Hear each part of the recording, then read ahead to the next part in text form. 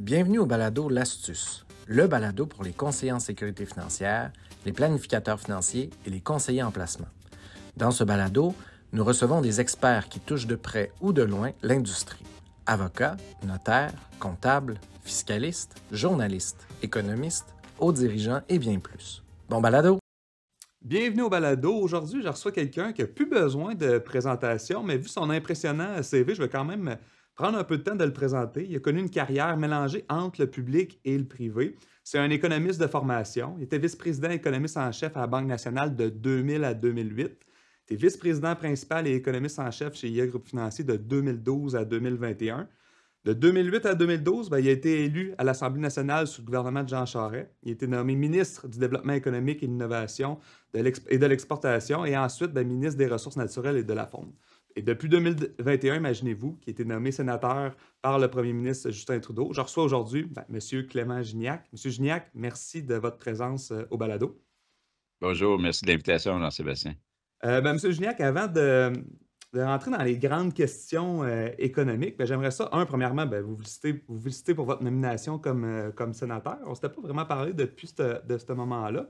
Mais la première question, là, avant de rentrer là-dedans, ce que j'aimerais poser comme question, c'est comment l'expérience passée économique de Clément Gignac t'aide actuellement dans le rôle de sénateur par ton implication? Parce qu'on le voit, là, on le voit à la télé, on le voit dans les Sénats, ton implication est vraiment importante. Donc, comment ton passé économique, mais aussi politique, t'aide dans le rôle que tu as aujourd'hui? Bien, sans doute, les deux ont contribué au fait que j'ai été nommé sénateur. Pour les gens qui ne sont pas au courant, le Sénat, maintenant, c'est indépendant depuis 2015 et c'est un processus indépendant de sélection. Donc, il y a un comité de sélection et tu dois appliquer sur le site Web. Donc, tout le monde qui a plus que 18 ans peut appliquer. Évidemment, il faut que tu expliques c'est quoi tes motivations puis en quoi ton expérience passée peut contribuer au fait que tu pourrais devenir sénateur. Donc, il semble que dans mon cas, c'est certain que mon expérience en économie, oui, mais mon passage en politique, parce que je sais qu'est-ce que c'est quand on est au Sénat, quand les ministres viennent nous voir ou nous présentent des projets de loi, j'ai passé par là et je sais que tout le travail qui doit sortir. Donc, j'ai le plus grand respect pour le travail que les ministres et les politiciens peuvent faire, peu importe les partis politiques. Donc, et pour moi, je me trouve privilégié un peu par les circonstances parce que je siège sur 3 comités, le comité d'économie et banque, le comité des finances publiques et le comité de la sécurité et défense nationale. Et avec tout le géopolitique, on pourra en parler, on voit que c'était maintenant impliqué la sécurité nationale, aussi la sécurité économique.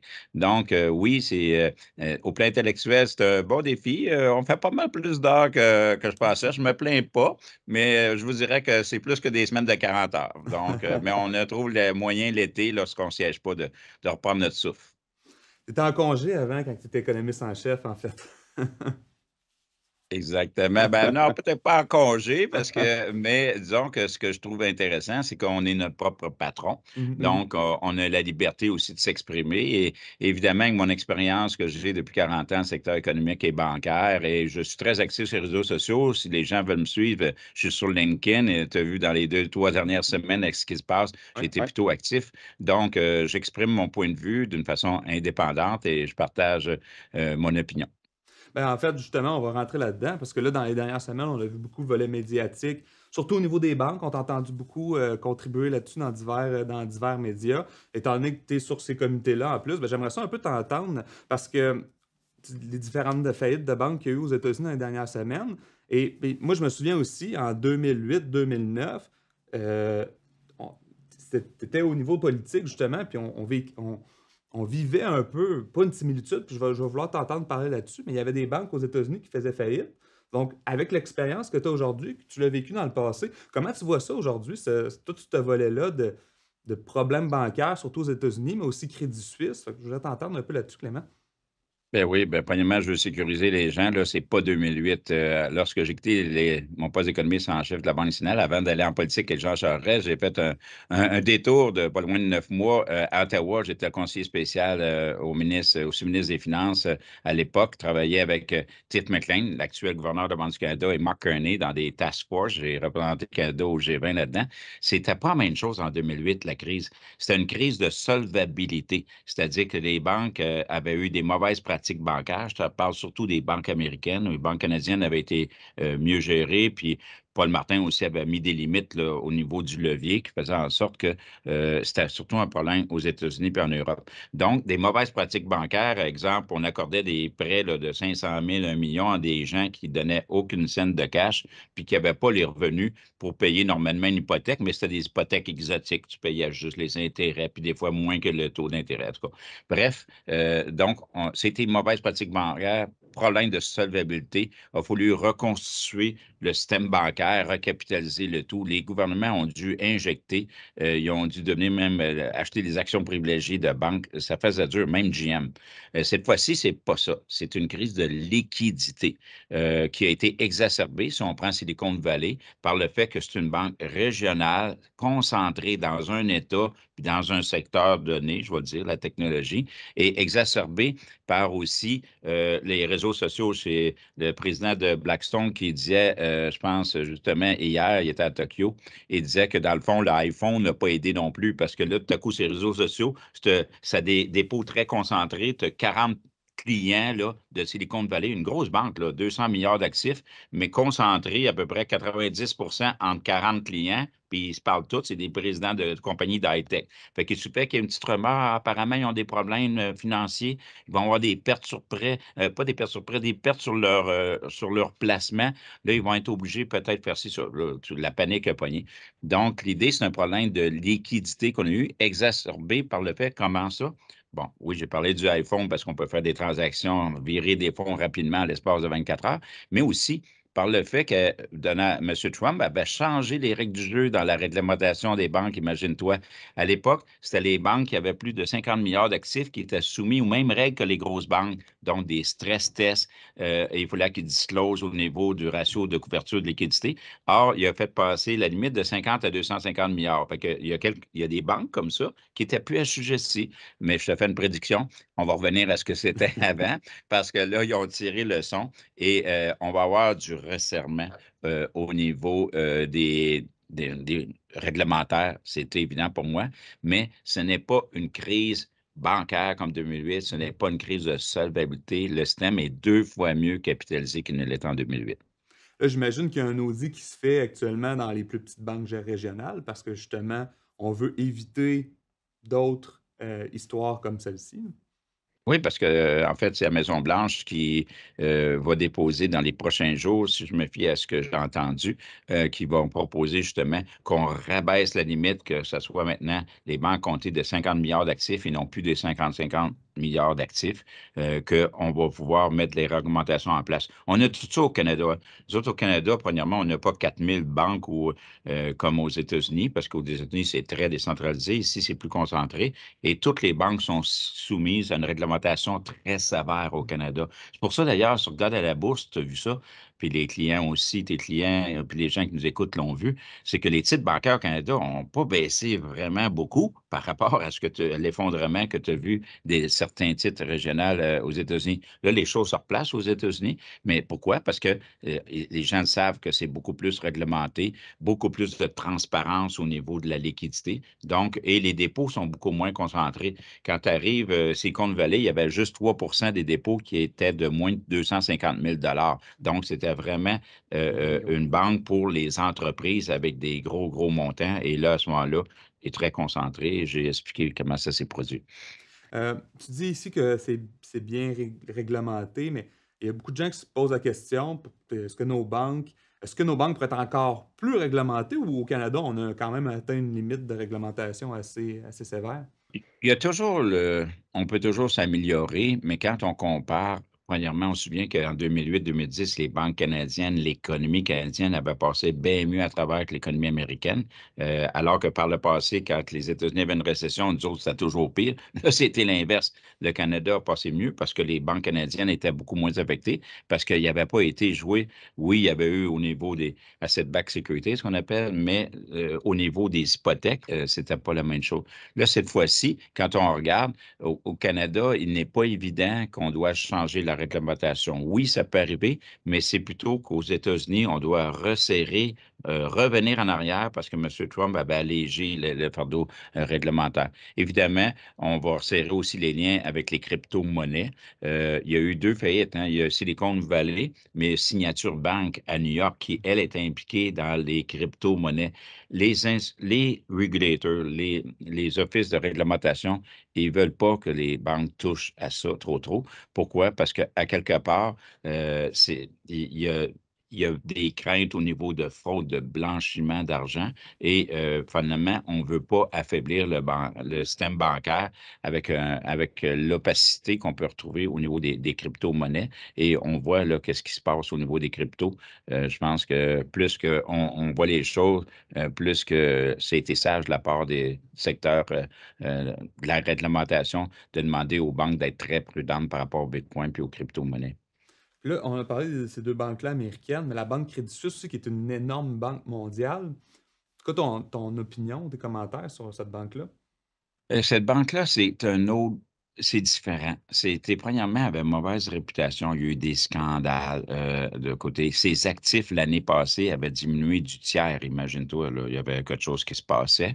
Et lorsque finalement, on a eu une situation où un des actionnaires importants du Moyen-Orient a refusé d'augmenter sa participation, là, les gens se sont dit, écoute, si lui ne veut pas augmenter sa participation, c'est peut-être qu'il cache quelque chose. Donc, clairement, je pense que le gouvernement suisse qui avait avancé pas loin de 60 milliards, je pense, la semaine d'avant, commençait à réaliser, sa Banque nationale suisse, a réalisé que là, non, c'est du quoi, on va régler le dossier. Un processus assez particulier parce qu'il était clair qu'il voulait que ça reste entre les mains, le siège social, entre les mains d'autorités suisses, puisque c'est UBS, l'Union des banques suisses, qui l'a acheté, parce que le prix est assez dérisoire quand on y pense. Qui plus est, dans le fond, les détenteurs d'obligations là, convertibles, là, les fameux Alternative Tier 1, là, en fait, se sont fait laver alors que des actionnaires ont eu de l'argent. Fait que ça amène, c'est typique à la Suisse parce que tu n'as pas ça au Canada, tu n'as pas ça dans le reste de l'Europe, mais apparemment, c'était dans le prospectus. Donc, il faut que tu lises les prospectus. Les gens ont tiré leçon de ça, mais c'est assez incroyable. C'était à 17 milliards là, d'obligations convertibles qu'on a eu zéro. Mais donc, est-ce que dans le fond, ça aurait pu être différent si ça avait été si ça avait été une banque américaine qui aurait acheté Crédit Suisse, peut-être, mais je pense que les gouvernements, les autorités suisses avaient décidé que ce ne serait pas des étrangers qui achèteraient Crédit Suisse, que ce serait une firme, une banque suisse. Donc, c'est assez particulier en termes de processus d'acquisition, qu'on va dire. D'ailleurs, c'est la première fois que je vois ça en tout cas dans ma carrière, là, que devine quoi, les actionnaires ne se prononceront pas sur la fusion entre Crédit Suisse et UBS parce que le gouvernement va adopter une loi spéciale parce que c'est le gouvernement qui a décidé que ce serait UBS qui achèterait Crédit Suisse. En tout cas, je m'arrête ici, là, mais en termes de gouvernance, disons qu'on a déjà vu mieux. Ouais. Et en fait, c'est complètement différent. En fait, c'est différent des 2 autres banques américaines. 2 dossiers différents, complètement différents. Si on revient Mais sur qui arrive en même liquidités. temps, donc, excuse de t'interrompre, qui arrive en même temps, qui fait en sorte que les gens regardent ça. Hey, attends un peu, là, c'est Compte Valley, là, qui fait hey, Crédit Suisse. Fait que là, le monde, il pense que c'est tout. Ben, on est revenu à 2008. Ce n'est pas 2008, je répète, mais évidemment, lorsque ces affaires-là qui sont très intenses arrivent en dedans de 10 jours, si on veut, bien là, à ce moment-là, on a une situation qu'il y a une panique qui s'est installée au niveau des investisseurs. Je peux comprendre. Et en fait, aux États-Unis, il y a tout le volet justement des liquidités, comme tu dis, mais ça, ça vient de la hausse des taux d'intérêt. J'aimerais ça qu'on discute de ça, des hausses de taux d'intérêt. Tu sais, de son côté, la Fed, elle augmente les taux pour contrôler l'inflation, mais là, elle crée peut-être d'autres problèmes avec ses banques. J'aimerais ça t'entendre là-dessus. Bien, je suis content qu'on fasse tout de suite le lien parce que dans le fond, entendons-nous, tu sais, quand je dis que c'est pas 2008, les banques, pourquoi? Parce que le problème des banques régionales américaines, c'est surtout au niveau des placements. Il y a quand même 600 milliards de pertes sur papier. C'est-à-dire que leurs obligations qu'ils détiennent, là, et qu'ils détiennent dans leur portefeuille, dans leur placement, ils valent moins cher. Ben, comme nous, comme les clients aussi, là, si tu regardes souvent, ben, les taux d'intérêt en montant, la valeur de l'obligation a baissé. Tu ne perds pas ton argent si tu le détiens jusqu'à échéance, mais si tu es obligé de le vendre, ah ben là, tu as une perte. Et donc, c'est une perte sur papier que les banques avaient, mais lorsque la panique pogne, puis les gens veulent retirer leur argent, ben là, tu es obligé de vendre tes fameuses obligations. Et là, c'est là que les pertes qu'on a vues. Donc, c'est un phénomène où que je pense que les autorités à Washington, la Réserve fédérale, s'est fait un peu prendre par surprise. Ça, c'est un peu spécial. Il y a des leçons à tirer. Ils ont monté les taux de 400 points de base en dedans d'un an. C'est la hausse la plus rapide jamais observée depuis la fin des années 70. Bien, quelque part, ils devaient quand même savoir que le portefeuille de valeur mobilière des banques, il perdait de la valeur. Donc, là, ils ont mis en place un système, imagine-toi, d'avance de liquidité où que ils vont acheter les obligations que détiennent les banques régionales ou les grosses banques, puis qu'au lieu qu'ils leur donnent le prix du marché, ils vont donner le prix de la valeur de l'obligation. C'est un prêt pendant un an. C'est pas un free lunch, mais c'est un prêt pendant un an. Fait que s'il y avait une banque régionale qui serait obligée aujourd'hui de vendre son portefeuille d'obligations à la Réserve fédérale parce que là, les gens veulent retirer de l'argent, au lieu d'enregistrer une perte, ils vont passer un prêt pour du même montant. Donc, en tout cas, c'est un peu un nouveau programme qu'ils ont mis en place pour sécuriser, pour éviter que les pertes se matérialisent. Puis là, je reviens au taux d'intérêt. Bien, si les taux d'intérêt se mettent à redescendre dans 6 mois, un an d'ici, parce qu'on a une récession ou que l'inflation baisse substantiellement, bien, c'est des pertes sur papier. La valeur des obligations va reprendre la valeur, puis là, tes pertes, ils ne sont plus là, finalement. Donc, ce n'est pas mauvais d'avoir mis en place ce programme-là pour un an, que si une banque a besoin de l'argent, parce que ce qu'ils détiennent, devine quoi? C'est des obligations du gouvernement américain, là. C'est des obligations sûres, là. Ce n'est pas des obligations de pécotis, là, non, de République de banane, c'est des obligations du Trésor américain. Donc, on lui fait un prêt d'un an. Et dans un an, ou d'ici un an, je pense que le monde va avoir changé considérablement.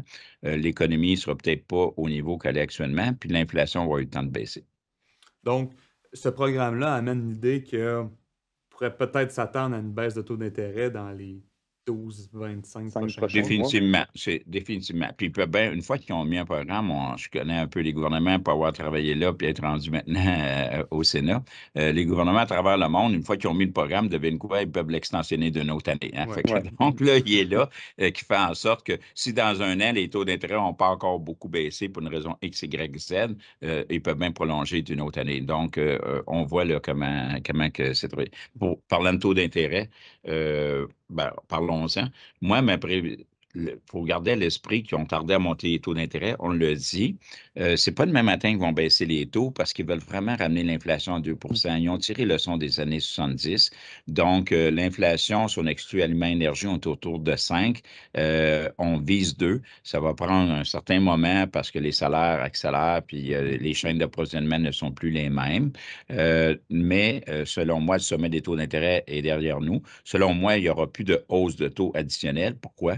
Parce que la réglementation va être plus sévère, ça va resserrer le crédit aux États-Unis. Si on resserre le crédit aux États-Unis, ça va faire la job pour la Réserve fédérale, donc elle n'a plus besoin de monter les taux d'intérêt selon moi. Mais avant de les voir baisser, ça va prendre une inflation beaucoup plus basse qu'on a actuellement, ou bien, malheureusement, une hausse du taux de chômage, donc une récession. Et là, à ce moment-là, on va commencer à baisser les taux. Mais pour l'instant, les probabilités de baisse de taux dans les 6 prochains mois sont plutôt faibles, à moins vraiment de penser que le système bancaire est sur le point de s'écrouler. Mais ce n'est pas mon scénario. Là, je ne vois pas de dépression ou d'apocalypse, là, pour utiliser une expression qu'on a entendue pas mal dans les dernières semaines au Québec. Tu fais une belle passerelle vers le volet récession aussi. Là. On voit dans les médias des probabilités. Il y a beaucoup de gens qui se prononcent avec des probabilités de récession depuis un certain temps. Cette hausse de taux-là, va-t-elle, oui ou non, amener une récession? Si oui, comment? J'aimerais ça aussi t'entendre là-dessus, Clément. Ben, je vais commencer par la mauvaise nouvelle. Oui, il s'en vient une récession. En fait, ça fait au moins 4-5 mois que je dis qu'il s'en vient une récession. À l'époque, on me trouvait très négatif. Maintenant, on me trouve quasiment nuancé parce que je ne vois pas de dépression puis d'apocalypse. Je m'explique. Une récession, c'est un recul du PIB temporaire qui amène une légère hausse du taux de chômage. Puis encore, étant donné qu'on a une pénurie de main-d'œuvre, cette fois-ci, le taux de chômage n'augmentera pas beaucoup. Donc, une récession, c'est des cycles économiques. Il y en a eu une douzaine de récessions depuis la Seconde Guerre mondiale. OK? Il y en a des longues et des profondes. Il y en a eu des courtes et profondes. Puis il y en a des courtes qui ne sont pas profondes. Il n'y en a pas une pareille. En 2020, là, au début de la pandémie, on a eu une courte récession, mais très profonde, parce que l'emploi a baissé de 18 à l'espace d'un mois parce qu'on fermait les usines. Mais les interventions du gouvernement ont fait en sorte. On a eu 2008 où que là, c'était profond et long parce que le système bancaire est en difficulté, puis toute la courroie de transmission du crédit ne fonctionnait plus. On a eu 82 avec des taux d'intérêt à 15-20. Les gens qui ont quelques cheveux gris comme moi, ou moins de cheveux que moi, s'en souviennent. À ce moment-là, c'était pas bien, bien drôle. Cette fois-ci, le système bancaire est bien capitalisé. En fait, c'est parce qu'on a une pression un peu inflationniste qu'ils ont monté les taux. Moi, je m'attends que oui, il y aura une récession, sans doute qu'elle va commencer en deuxième moitié d'année ou sur la fin de l'année, parce que quand les gens renouvellent leurs hypothèques, ils s'aperçoivent que, oups, c'est Mhm. pas mal plus cher que l'année passée. Ton auto que tu avais loué parce que tu ne l'as pas acheté, c'est location d'auto. Tu fais ça depuis 20 ans, mais devine quoi? Là, quand ça va venir à échéance, puis ça va te coûter 400 pièces de plus par mois pour le même modèle, OK? Ben là, tu dis, oups, ça l'affecte, là. Mais ça, c'est des délais de transmission. Ça prend du temps. Donc, oui, il va y avoir une récession selon moi, mais ce ne sera pas une récession sévère. Ça va être une récession aussi qui va affecter certains secteurs de l'économie, puis d'autres secteurs ne seront pas affectés. Puis d'une région à l'autre, ça ne sera pas la même. Au Québec, on pourrait être relativement exempté jusqu'à un certain point. Nos finances publiques aussi sont en bon état, puis M. Legault a envoyé de l'argent aux gens. Donc, ça dépend des secteurs, ça dépend des régions, mais oui, ça va être difficile de l'éviter, cette fameuse récession-là, mais ce n'est pas un épouvantail à moineaux, puis on n'est pas dans des scénarios de dépression économique non plus. Là, tu parles justement, tu as parlé de M. Legault qui envoie de l'argent. Évidemment, le politique, via ses budgets, essaie peut-être de limiter tout ça ou d'aider les plus démunis via l'inflation. On t'a entendu parler des budgets dernièrement aussi dans les médias. Est-ce que un budget peut avoir un impact significatif sur un évitement de récession, par exemple? Ben, dans le cas du Québec, c'est une baisse d'impôts généralisée à Mhm, tout le mhm. monde. C'est quand même substantiel, là, quand on parle de pas loin de 2 milliards de dollars. Ça l'aide quand même beaucoup. Actuellement, c'est critiqué, puis moi-même, je l'ai critiqué parce que problème numéro un actuellement, c'est l'inflation au pays. Fait que si les gouvernements stimulent trop l'économie, puis que toutes les provinces imitaient M. Legault, puis que le fédéral aurait imité M. Legault, ben devine quoi? L'inflation, elle va s'accélérer, puis les taux d'intérêt vont être plus élevés. On ne sera pas plus avantés. Donc, bon, je respecte que c'est leur approche, là, mais à quelque part, ce que je déplorais un peu, c'est qu'aussi on a pris ça à main le Fonds des générations. Parce que Mhm. oui, on est pour des baisses d'impôts, mais le fait qu'on a pigé 2,5 milliards par année dans les 2 prochaines années dans le Fonds des générations, tu te dis, OK, oui, mais c'est la génération future Mhm. qui paye pour nos baisses d'impôts. Fait que ça, c'est un autre débat. Revenons, fermons la parenthèse là-dessus, revenons au fédéral. Le fédéral est plus ciblé, à mon avis. C'est-à-dire que oui, il y a un crédit de remboursable pour la TPS. Ça, c'est pour les plus démunis qui ont ça, le fameux 400 pièces famille 2 enfants. Les gens ont vu ça cette semaine. Ben là, c'est vraiment plus ciblé. Puis quand on parle d'une économie qui dépasse 2000 milliards par année, qui a une baisse d'impôt qui est équivalent de remboursement de crédit de TPS, qui est l'équivalent de 2,5 milliards sur 2000 milliards, ben là, c'est un chiffre après le point, là, qui fait en Mhm. sorte que c'est pas ça qui va stimuler l'inflation puis l'économie. Donc, à quelque part, moi, personnellement, j'aime mieux l'approche du fédéral que l'approche de M. Legault. Mais s'il y avait une récession qui se concrétiserait en 6 mois, un an, ça n'empêchera pas le fédéral, les autres provinces ou même M. Legault, s'il veut, le ministre Girard, d'y aller avec des nouvelles injections pour éviter que ça soit une récession sévère. Mais ils vont y penser 2 fois. Parce que là, l'endettement a augmenté durant la pandémie. On n'a plus le niveau d'endettement qu'on avait avant la pandémie. Fait que moi, je pense que c'est plutôt par des baisses de taux d'intérêt qu'on aurait que vraiment un recours fiscal, là, si jamais une récession se concrétise. Clément, je vais terminer avec. Je sais que tu n'es plus tant dans la gestion de portefeuille que tu l'as été, mais je veux qu'on parle quand même de risques géopolitiques un petit peu. C'est quoi les risques géopolitiques que tu vois en ce moment à travers le monde, Canada, aux États-Unis? J'aimerais ça juste t'entendre un petit peu à ce niveau-là. Mais je trouve que les risques géopolitiques, parce que le fait, peut-être un peu distrait par le fait que je suis rendu du Comité de la Défense et Sécurité nationale, j'ai eu le privilège d'aller visiter le NORAD, les quartiers généraux au Colorado. J'étais allé aussi à Bruxelles, 3 jours au siège social de l'OTAN. Évidemment, on est pas mal plus proche de la guerre en Ukraine quand on est en Europe. Moi, quand je vois là, le président chinois et le président russe lever un toast, là, puis que dans le fond, leur amitié n'a plus de limite. Ben moi, c'est sûr que ça me refroidit un peu parce que je me dis à moi-même, on n'est pas dans la démocratie trop trop, puis on est Mhm. dans des empires qui, dans certains cas, veulent reconstruire leur empire, dans d'autres cas, qui veulent élargir leur empire. Donc, mais ça n'arrive pas nécessairement le lendemain matin, là. C'est plutôt sur le long terme. Mhm. Et c'est des gens qui n'ont pas la contrainte des élections que vivent les pays démocratiques là, avec les élus. Donc, l'information est contrôlée dans les deux pays, là, si on parle de Russie et de la Chine. Donc, les habitants, je fais une distinction entre le peuple chinois et leurs dirigeants. Même chose, le peuple russe et leurs dirigeants, je fais la distinction. Mais on voit la désinformation qu'il y a du côté de la Russie dans leur opération. Il y a ça une opération en Irak, là, dans la guerre. Donc, ça, on arrive dans un autre monde. C'est quand même.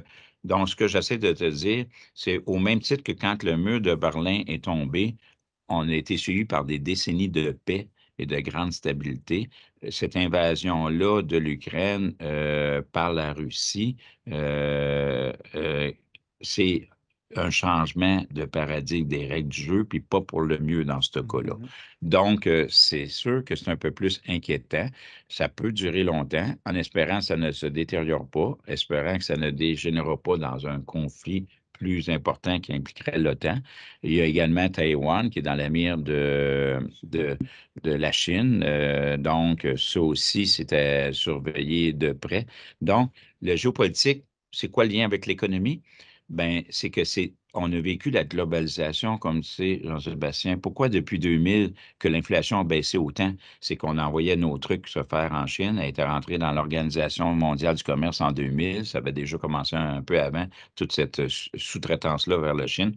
Donc, les biens qu'on achète coûtent pas cher parce que c'est à fabriquer en Chine ou fabriqué en Chine. Mais là, la question se pose, est-ce qu'au niveau des chaînes d'approvisionnement, on n'est pas vulnérable finalement en sous-traitant tout ça du côté de la Chine? Puis qu'est-ce qui arriverait dans un cas d'un conflit militaire avec la Chine? Donc, je pense que les pays sont en train de tout repenser leur commerce entre eux pour que le commerce se fasse plus entre des pays alliés sur lesquels on peut se fier. L'Allemagne, là, son gaz naturel venait de la Russie. Qu'est-ce qui s'est passé au début de la guerre? Ah, ils ont invoqué des problèmes techniques avec le pipeline. Écoute, bon, ils ont coupé le pipeline, là. Ils ont arrêté la livraison du gaz naturel à l'Allemagne, c'est fait trouver. Donc, si on est très dépendant de la Chine ou de pays plus totalitaires, puis tu rentres dans un conflit, tu es vulnérable. Donc, là, il y a un concept que la globalisation, qu'on envoie ça au pays qui coûte le moins cher, puis ça, c'est le système capitaliste, ben, c'est en train de changer. Que là, tout à coup, les gens sont en train de repenser, les pays sont en train de réfléchir à ça. Fait que là, je reviens conclure comme si on veut, un ex-gestionnaire de portefeuille ou stratège, là, ben là, je me dis, OK, on n'a pas le même environnement. Et on sait la bonne recette d'un portefeuille bien équilibré, puis la recette, c'est un portefeuille bien équilibré à le long terme pour tes clients, pour les gens qui nous regardent. Puis souvent, on disait c'est 60-40, 60 actions, 40 obligations. Ben moi, je pense 60-40 est toujours pertinent, mais je le virais de bord. Moi, je mettrais 60 obligations, 40 actions. Pourquoi? Parce que la croissance des profits ne sera plus la même. Si la globalisation, il y a de l'eau dans l'essence, la globalisation n'est plus la même, les coûts vont être plus élevés. Avec la pandémie aussi, les travailleurs ont réalisé qu'il y avait peut-être plus de pouvoir qu'ils ne l'avaient avant. Rapport de force a changé, employeur-employé. Donc, la croissance des bénéfices ne sera pas la même. Si la croissance des bénéfices n'est pas aussi forte dans les 10, 20 prochaines années que c'était dans les 20 dernières années, ben devine quoi, les attentes de rendement ne seront pas les mêmes, puis les taux d'intérêt ne seront plus les mêmes. Là, on n'a plus là, des obligations disant 1,5 2 là. On a des taux d'intérêt plus élevés. Donc, géopolitique plus instabilité, croissance des bénéfices qui sera peut-être pas autant au rendez-vous que par le passé, des titres à revenus fixes qui offrent plus de compétition maintenant aux actions.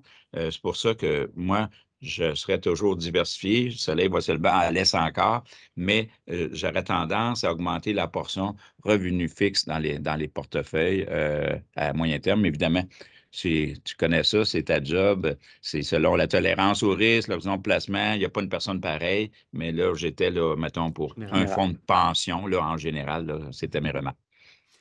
Monsieur Clément Gignac, je tiens sincèrement à te remercier pour ton temps au balado aujourd'hui. Je suis convaincu que les 700-800 conseillers qui vont regarder ce balado-là, ils vont avoir des précieux, du vocabulaire, puis aussi ben, le fait de pouvoir avoir ton expertise, c'est toujours apprécié. Clément, je te remercie d'avoir été là au balado aujourd'hui. Bienvenue, puis vous pouvez continuer à me suivre sur LinkedIn. Au plaisir. Merci Clément. Salut.